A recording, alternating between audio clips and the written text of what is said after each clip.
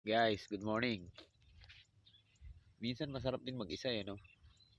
Yung parang tatakasan mo muna yung mundo. Yan, i-enjoy mo lang yung mga huni ng ibon. Okay din magmuni-muni eh. Yung ikaw lang muna mag-isa. Nung bata tayo, ang gusto natin, tumanda ka agad eh, o lumaki ka agad. Ako gusto kong lumaki pero hindi ako lumaki. Nung bata tayo, gusto natin tumanda ka agad. Pero nung matanda na tayo, di pala siya ganun kadali. Parang gusto natin minsan i-pause muna yung buhay natin eh. Teka lang, break muna. Pero hindi pwede. Hindi naman tayo Diyos. Wala tayong kapangyarihan. Kaya kahit ano mangyari, tuloy ang buhay.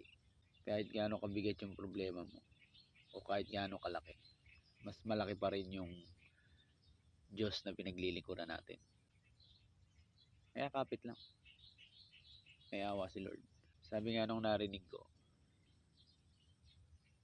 pag daw hirap ka na, malapit ka na sa tuktok. Parang pag umaakit ka lang ng bundok, taas ng bundok.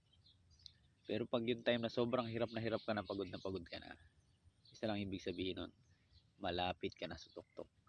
Kaya kung time mo ngayon na parang yung sitwasyon mo ngayon parang hirap ka na, malapit na yung breakthrough mo.